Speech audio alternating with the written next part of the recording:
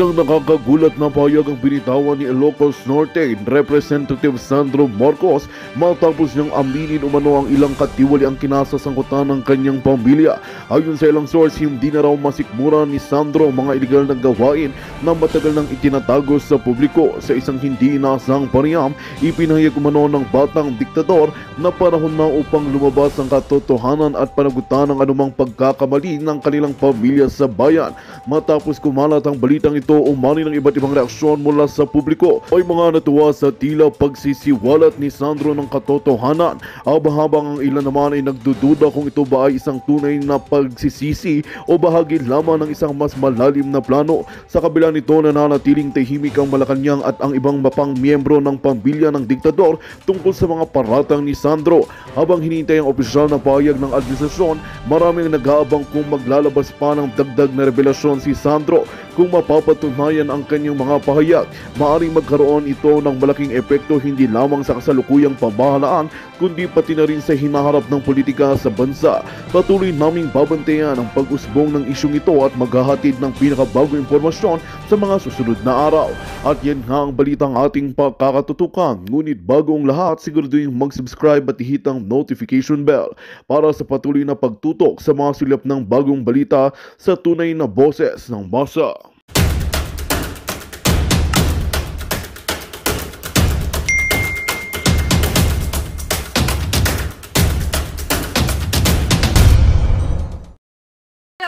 Para magbida-bidahan, magpa-cute-cute at sabihin, tapos sasabihin nila private.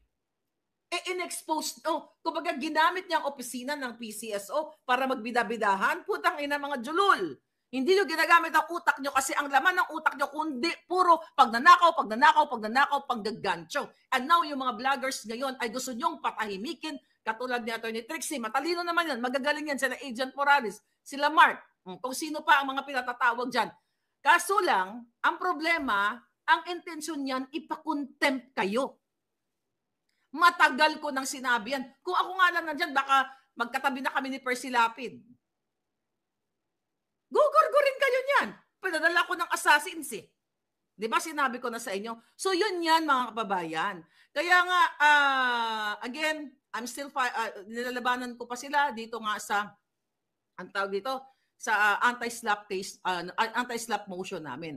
At naniniwala ako, hindi papanigan ng gobyerno dito ng Amerika ang mga mambobudol. At kitang-kita naman doon sa 4 na case, naka-mention ang pangalan ni Bangag Jr., ni Lisa Tanas, na sila ang promotor. Ito ay mga proxy cases nila. Diba? Wala namang matinong judge na aayunan sila. Kitang-kita mula sa Pilipinas, dumayo sila dito para mag-file ng kaso ng mga yan at gamit pa ang pondo ng bayan. Mga hinayupak na yan. So yan mga palangga. So gusto nila kayong patahimikin. Sa Pilipinas kasi, na kayang bilhin ng batas. Kayang bilhin ng judge. Kaya nga, I hope, talagang kumilos na kayong lahat. Kasi talagang patatahimikin kayo. Si Lisa Marcos lahat ang may pakana nito. Di ba sabi, meron pa ako expose sa inyo? I think nabanggit doon kanina. Pero aside from that, na kinausap nila, few months ago ito, last year, kung matatandaan ninyo, ang mga Duterte supporters na bumaliktad sa kanila. Kaya nga may mga bumaliktad. Dahil kung hindi babaliktad, kakasuhan. May mga ilan na bumaliktad kasi natatakot sila, nakakasuhan sila o gurgurin. Pero congratulations sa mga matatapang, katulad ni Agent Morales, ni Maui, andyan lahat yung mga yan, nila Attorney Trixie, andyan at patuloy na nagbibigay ng batikos sa kabila ng panggigipit ng mga walang hiyang ito. So yan mga kababayan, ang gusto nila para tumahimik kayo. Patatahimikin talaga kayo. Kasi yung mga isinampa nilang mga kaso-kaso sa akin, yung mga pagtatawag-tawag nila sa inyo, patahimikin, takutin, gipitin, at manahimik na nga kayo lahat, pati mga nagko-comment, ay patatahimikan kayo. Kahit walang mga ebidensya, gusto na nila. Kasi kahit sino pwede mag-file ng kaso eh. Gumawa ka lang ng eksena card, yung kapitbahay mo, gusto mong buwisitin, di ba? Katulad ng ginagawa nga nila sa akin. Ginawan ako ng address sa Pasig. At hindi lang yan. Pinailan din ako ng kaso dyan ni Saldico. Akala mo hindi ko alam? At ginawa nila ako ng address na peke. Kaya itong mga jutang ginimis na to, dapat pumantay lahat ang mga paa. Kayo mga pulis, kayo mga sundalo, di ko alam kung bakit bulag, pipi at bingi kayo. Yan, yung kabaro nyo, si Colonel Grijaldo, ginogorgor, hindi sinweldohan, simula December 12. At ganyan din ang gagawin sa inyo. The moment na kayo ay mag-witness or whatever, you have to speak up. Paulit-ulit ko na lang sinasabi, ngayon ipapatawag ang mga vloggers para wala nang magsalita, para tumahimik na lahat. Diba? Ako wala akong natanggap na email. Okay? Kung papayagan nila ako magsalita via Zoom, magsasalita ako. But not sa consular office. Diba? Dito lang. Kasi yung mga jutang ginimis na yan, mga bobo naman yan eh. Mga kawatan pa. Pero ang purpose talaga nila dyan, mga palangga, ikulong ang mga vloggers. Kaya nakakatakot na ang mamuhay sa Pilipinas. Kaya kung meron kayong paraan na tumakas, o wag na kayong tumakas, gorgorin nyo na ang administrasyong bangag. Tapusin nyo na. Dahil itong pinakamalaking issue ang Bicam. Itong bicameral conference report na blanco at dinorobo nila. Kaya para hindi malihis ang issue, ito ngayon ang ginagawa nila na magsampa ng mga kaso-kaso at ang gumagawa lang nito ay mga politikong mga talunan. Bilang isang politiko o artista ka, hindi ka dapat balat sibuyas. Kasi in-expose mo ang sarili mo. Tingnan mo ko kung ano pinagsasabi nila sa akin. Nagkakaso ba ako? Kinasuhan ko ba sila? Kasi wala akong panahon sa mga gago, sa mga bulok, sa mga sinungaling na mga pakawala ni Lisa Tanas. Pero tignan mo sila. Okay? Kitang-kita na sangkot sila sa pagnanakaw lahat, sa pangdorobo. Ano ang balik sa atin? Kaso, katulad ni Robles, hindi ba totoo na imposibleng may manalo na 433 winners? Hindi ba totoo na ang expenses nung umupo siya ay lumobo pero wala namang income ang gobyerno, ay ang PCSO? Hindi ba totoo, okay, na inaabuso ni Robles? Hindi ba totoo na siya ay black ops ni Lisa Tanas kasama ni Taning? Yan ay sinumpa ang salaysay ni baby girl Sasrogando dito. Kaya sabi ko nga, ang kaso ko ay Maharlika Boljaquera and Sasrogando versus Mel Robles Langka. Ikaw, Robles, kahit magbihis ka ng Louis Vuitton, dahil yan, akala mo model ka, dapat model ka ng Dorian at Langka. Yan, bagay sa'yo. Oh, hindi ang Louis Vuitton. Dahil magsuot ka man ng mamahaling, mukha ka pa ring dugyot, pusali at tawatan. Hindi mo maitatanggal dito sa social media na ikaw ay nasangkot sa mga pangawat sa pera ng bayang ulul ka. At magbabayad 10 ng pamilya mo kung hindi man pumantay ang mga paa ninyo. Baka singilin na kayo ng demonyong amo ninyo. Antayin mo lang. Gusto mo pang targetin ang ulo ko? Kasama yan sa kaso. Anyway. Targetin yang mga vloggers na yan. Yan ang utos ni Lisa Tanas. Yang mga hayop na yan, pati yung ampon nila. Ang ampon nila na nilalamo na ni Aida malapit na. Kaya nakakasurvive kasi may panggamot. Galing sa kaba ng bayan, ang ampon ni Lisa Tanas. Marami yan siyang ampon na mga malapit na ring matgurgur dahil sa mga sakit na ini-enjoy nila ngayon. Sabi ko sa inyo, ang gaba, sabi nga, sabi, ang gaba, dili good magsaba. So kahit targetin kayo, kailangan nyo maging strong. Lumaban kayo. Alam ko, mahirap lumaban sa mga demonyo, pero wag ka. Papasaan ba ay matatapos din ang mga jutang ginimis na ito. Yung kanilang mga sinasabi ay na kaya tayo nagsasalta, paninirang puri. Walang kailangang siraing puri ng Huwad Committee dahil ang mga puri nyo wasak na at ito ay burak na burak. Kaya hindi namin kayo kailangan sirain. Mga jutang ginimasyo, sirang-sira na kayo.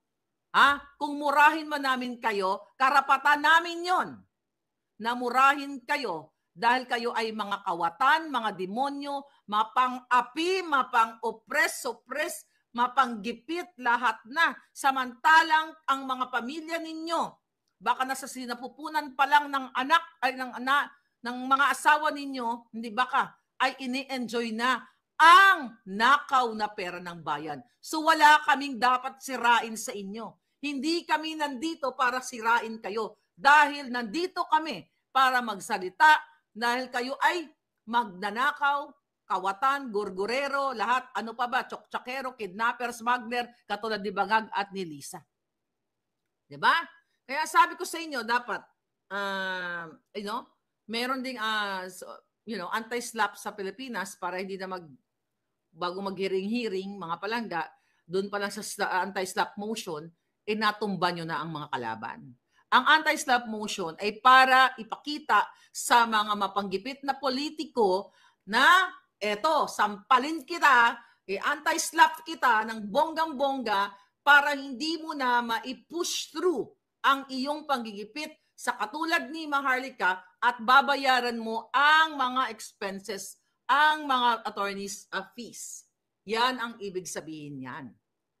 At naniniwala ako na yung mga vloggers na ipatatawag dyan, mga palangga, baka nga kayo na ang magiging hudyat at baka kayo ay sakripisyo para lalong magising ang taong bayan para paano kayo gipitin ng mga walang hiya. Kasi kayo lang pinatatawag eh. Yung mga ano nila, yung mga demonyong kung ano-ano pinagsasabi kay Inday Sara at kay Pangulong Duterte pinatawag ba? We don't know yet. But ang pinakamalinaw dito, yung mga Duterte supporters, ang mga pinatatawag nila. Ang gusto nilang takutin para hindi na nga kayo. Siyempre, hindi na kayo magsalita. Siyempre, ang sarap-sarap ng buhay, di ba? Nila, pag wala na nagbabatikos. Yan ang gagawin sa inyo. Kaya kung ako sa inyo, mga palangga, huwag kayong matakot, lalo yung mga polis. Pinipigilan na ang demokrasya, malayang pamamahayag, malayang pananalita sa ating lahat. Diba? Kaya dapat kayo ay lumaban sa inyong mga karapatan. Kasi ginagamit ng Huwad Committee yung kanilang mandato, yung iba dyan ay nakaw para takutin, gipitin kayo financially. Kasi let's say kung sa probinsya ikaw ay based sa probinsya, ipapatawag ka dyan sa Huwad Committee, mamamasahi ka. Diba? Para pilayan ka financially. Yan ang ginagawa nila. Yan ang intensyon nila. Buti sana kung sagot nila lahat, pamasahi and everything. Diba? Kaso hindi. Kung si Colonel Grijaldo nga ay hindi nila sinweldohan simula noong January 12. Kasi bawal yung ginawa nila. Dahil hindi pa naman convicted eh. Hindi naman na-charge si Colonel Grijaldo eh. Kinontempt nila dahil nagsalita lamang ng kanyang kalayaang pagsabi ng katotohanan na yes, indeed, ako ay kinumbinsi ni Dan Fernandez, ni Abante, na ako ay magsalita laban kay Duterte. Sinabi lamang niya ang kanyang nalalaman, ang kanyang personal knowledge, personal experience, which is, anong ginawa ng mga putang ina dyan sa Huwad Committee? Binabali nila, pinipilit nila, okay, na baliktarin at mag-sorry. Di ba? Pilit nilang mag-sorry si Colonel Grijaldo. Kasi nga naman, pag nag-sorry si Colonel Grijaldo, burado na yung record doon sa Senate. It's the same thing na ginagawa nila sa akin.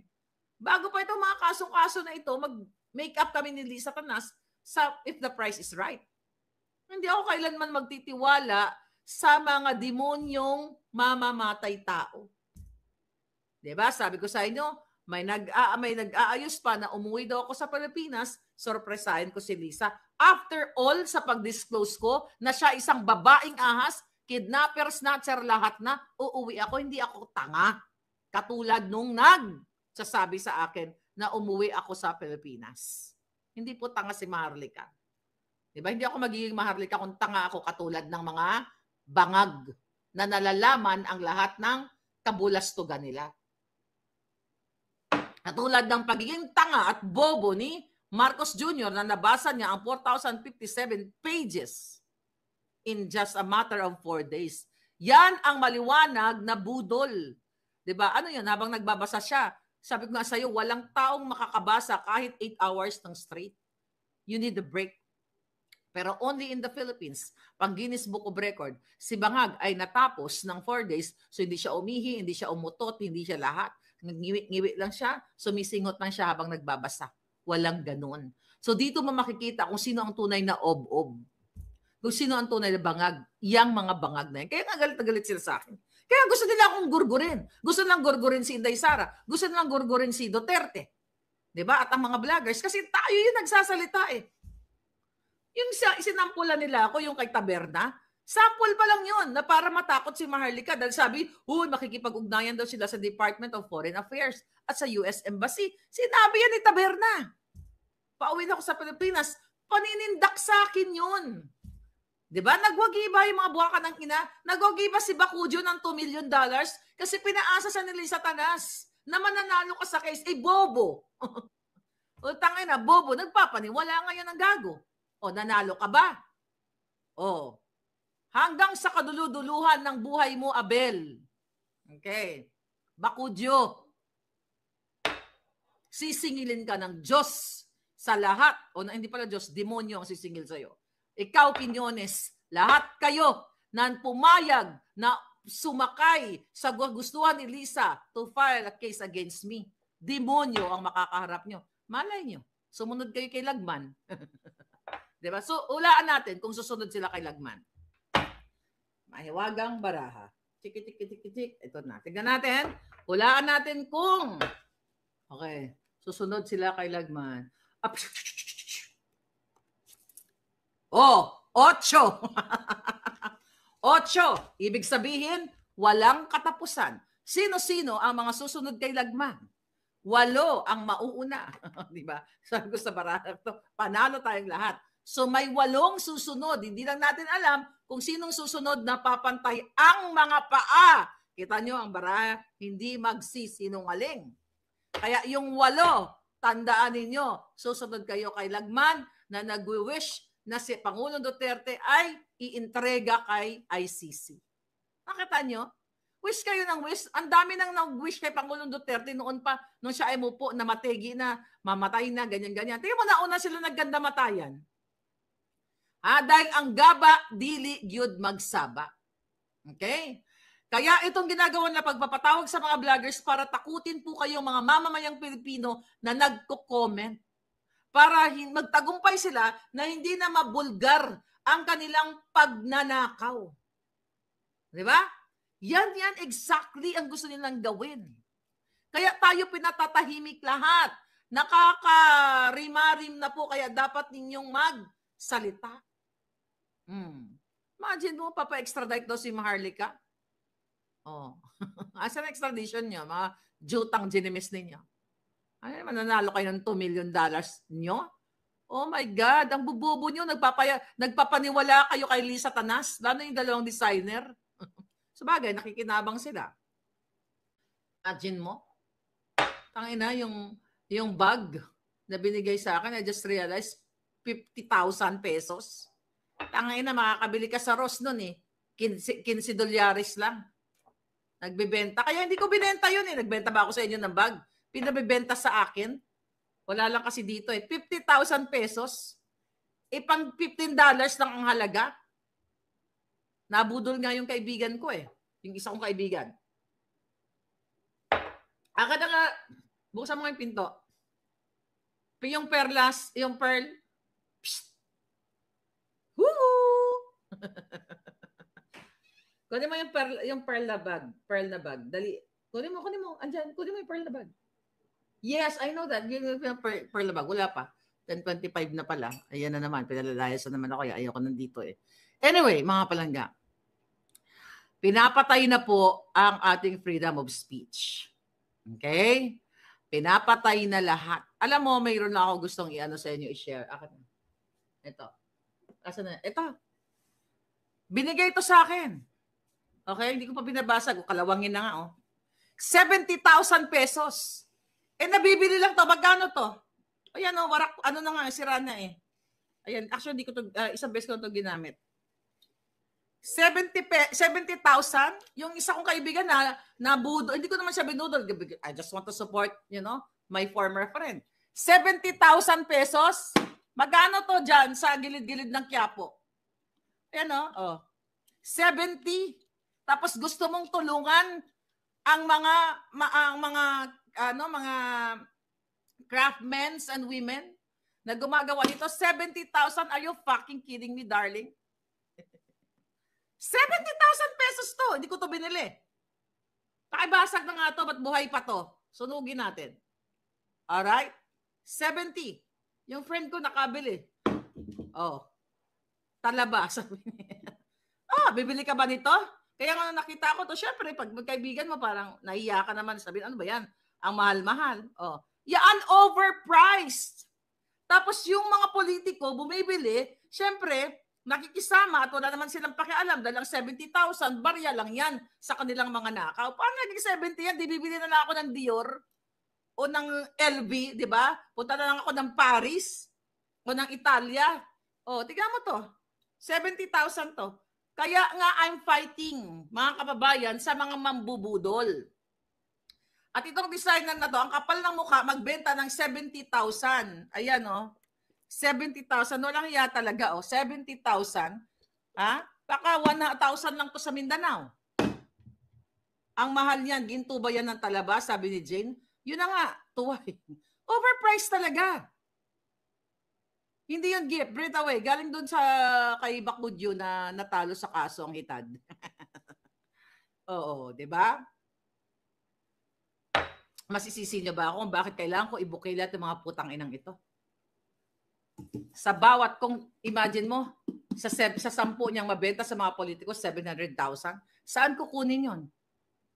Kay Tuason. Saan kukunin ng mga politikong pambayad? Sa nakaw. Yes, yeah. I'm serious. Itanong ko yung friend ko, baka mas malaki pa yung binayad niya dito. Titignan ko eh. Plastic lang to eh. Ayan o, ewan ko, anong klaseng plastic ito, yung mga designer dyan. Oyster. Diba? More than 1K. Hindi siya quality. Exactly. Yun ang sinasabi ko sa inyo. Sabi ni Zian Lu, my Filipina Yayas Ratan bag is far more stylish than your bag, madam. And it only cost 600 pesos, which we bought it during our brief vacation. In Davao City. Ayun na nga, Zian. Di ba yun yung sinasabi ko sa inyo? Baka sama ang perla sa loob, sabi ni Pe Reyes. Yun na nga. Kaya nga, di ba?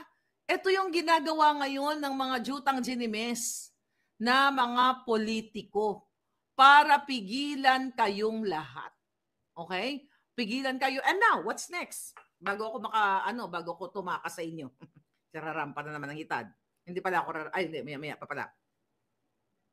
Ano ang sabi ni Bangag? Here we go, darling. Sabi ni Bangag, recently, okay, ano yung sinabi ni Bangag? Tinanong siya, here we go. Sabi ng Julul, eto 10 hours ago, tinanong siya kung may contingency plan ba siya. Wala daw siyang eto sabi dito, just in, President Marcos Jr. on whether the government has a contingency plan should the Supreme Court decide in favor of the petition to nullify the 2025 national budget. Ang sagot niya, no. We shut down everything.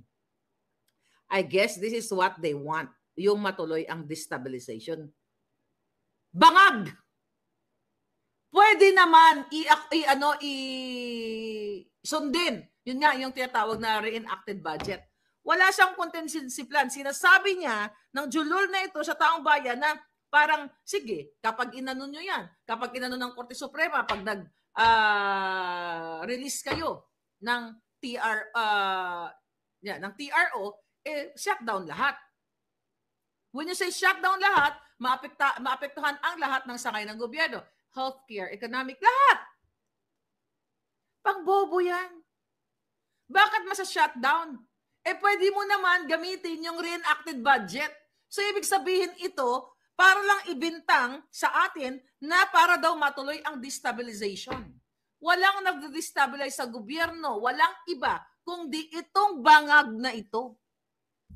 Recently, si Lisa Tanas kasama yung kanyang anak, nakita ko may picture, na umattend na naman sa concert ni Maroon 5. Oh, si Bangag ba? For sure, nandoon din si Bangag. Wala pala ako nakitang picture. Pangsyo nga yan. Hindi masa-shutdown ang gobyerno, ang functions ng gobyerno kung ipapatupad yung reenacted budget dahil nga ang 2025 budget by scam, okay, ay budol, ay panggagancho, immoral, unconstitutional. Sabi nga ni Attorney Vic Rodriguez na number 56 sa balota ninyo, managot lahat, technical working group, nagre-request ng mga dokumento sa Secretary of sa Senate, sa Kongreso para malaman kung sino mga tao doon, kung sino ang nag-fill in the blanks. So kung ito ay mag-release ng TRO, okay? Magbigay ng TRO ang Korte Suprema na para tigilan o pigilin ang 2025 scam budget sa itong mga inayupak na to, ay hindi po madidestabilize ang gobyerno dahil pwedeng ipatupad yung reenactment budget na tinatawag. At with reenactment budget, wala yung mga akap tupad na isiningit ng tambaluslos ng bangag na gobyerno na gagamitin nila sa 2025 election. Yaan yan. The one that has to be shut down is Marcos Jr., sabi ni Zian Lo. Exactly. Sila dapat ang i-shutdown ninyo, hindi ang gobyernong pangkalahatan. Tignan natin kung sino ang sabi ni Bangag Jr. Kung Haifa Choi sa ating mga kapwa, mga Filipino-Chinese. Okay. 3. Okay. Ano ang ibig sabihin nito?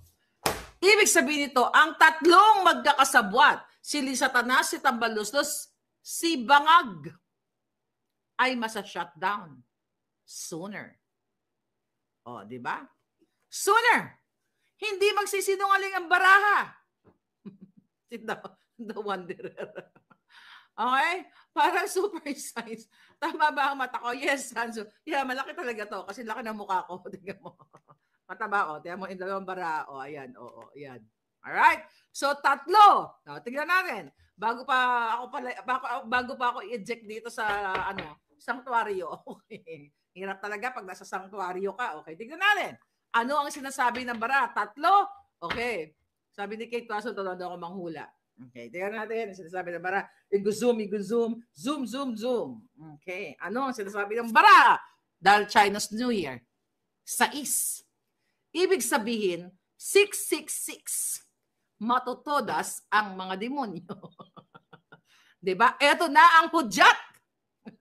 Hudyat na kailangan kumilos na ang mga dapat kumilos dahil sa February 4, ang mga vloggers ay ikukulong nila. Kaya kayo, susunod na lahat kayo sa Gentleman from Albay. Diba? Sino ang gustong sumunod sa Gentleman from Albay para makapiling ang demonyo? Diba? Okay, tingnan natin kung ano pa sinasabi ng baraha ko. Kring. Wow! Jackpot! Lahat ng sinabi ko ay ano daw? Okay, jackpot, kamunggay o tanan o malunggo, di ba? Jackpot. Ibig sabihin, jackpot ang taong bayan dahil lahat ng mga kalaban ng bayan ay magugurgur. Gur. Sa tingin nyo, ano ang mangyayari? Jack na malunggay. Ay, nako. 6 of clubs, 6 here. Okay. Jackpot. Isa na lang. Dahil ngayon ay Year of the Snake. Mukhang matatapos ang mga ahas. Zoom. Okay. Zoom. Wow! 2. Ano ang ibig sabihin ng 2? Okay. Dalawa muna, 'di ba? Ang mauunang aaratayin. Sabi ni Supra Jack and the Beanstalk. Sa panahon o sa Year of the Snake ay dalawang ahas ang unang magugurgur. 'Di ba? Breath away, 2 por 2. Or pwede rin. Magugurgur sila sa pamamagitan ng 2 por 2. 'Di ba? Baka may hawak na 2 por 2 siya. O, di? 2. Si Marcos II. Oh, tama din ang hula mo. Si Aura Burros. Yes. 2 si Trapor at Cheese. Yes, yun. Talagang magugurgur ang mga yan. Anyway, bukas ay manghula ulit tayo ng bonggang-bongga. Pukpukin ng 2 por 2, sabi ni Romantic Mon. Yun na nga. Couple na magurgur. Couple na magurgur, sabi ni Maritar Mix Vlog. Exactly. Enjoying si Lisa Tanas sa Maroon 5, sabi ni Pinoy Pilipinas. Madam, are those tarot cards, that kind of cards are quite scary. Wherein it's mostly used by seers or physics. Ewan ko, nakita ko lang to palangga eh. Hindi ko alam. Basta binili ko to sa ano, sa ko to binili? Sa estate sale. Natuwa ako. Alam mo naman, nakakita ako. Fan kasi ako noon. So, binili ko ng bonggang-bongga. Kasi laki siya ng, halos kasi laki siya ng libro ni Attorney Vic Rodriguez. Di ba? Ayan, kasi laki ng book. Ayan, Attorney Vic Rodriguez. Ayan ang email natin. Email lang kayo dyan. Anyway, sabi ko sa mga vloggers, you stay strong. Dito sa Huwad Committee dyan sa Congress sa February 4. Pangtakip lang yan. Mag-aral kayo kung paano nyo, ngayon pa lang, mag-review na kayo kung ano yung mga sinabi nyo, kung paano nyo atakihin gamit ang utak ninyo. Okay? Posture, dapat lahat kayo maganda. Magpa-beauty kayo, magpa-parlor kayo. Yeah. Kasi syempre kailangan ng alindog mo ka. Huwag kang pumunta doon na para kang maglalaba. 'Di ba? Kailangan nakapostura. 'Di ba? I-impress nyo sila. Impress nyo ako. Dapat bonggang outfit nyo doon. Agent Morales, magbongga ka, magkurbata ka. Para magbuka kang kagalang-galang. I'm serious. Yan ang gawin mo, Agent Morales, ha? Sayang, may ka ba magkurbata? Kasi marami akong kurbata dito, eh. Sino gusto ng kurbata? Sino mga nagkukurbata dyan sa inyo? Yung, pang-opisina. Marami ako niyan. Kasi pag pumunta ako sa estate sale, yung mga may-ari nga na, mga patay na. Pero mga branded, pinagbibili ko. Sino gusto? Bibigyan ko kayo. Seryoso ako. Meron ba dito sa LA? Sa America? I will send you. I have a lot of corbat. Pang-church? Sinong nagpa-church? Necktie. I will give you. So, kung alam ko lang, agent na ipapatawag ka, pinadala ka ng korbata na Gucci. Di ba? Ay, nako. Alamin nyo kung paano matake ng sitting duck, sabi ni The Wanderer. Hindi, pero seriously, you have to prepare. Magandang balita ang hatid namin sa inyo ngayong araw. Sa pagtatapos ng aming balitaan, nagbigay kami ng mga mahalagang impormasyon. Maraming salamat sa pagtutok at pagsuporta sa aming programa. Huwag kalimutang manatili sa mga susunod na araw para sa mga bagong balita at mga kwento na dapat nating abangan. Mula sa Boses ng Masa, magandang araw, Pilipinas!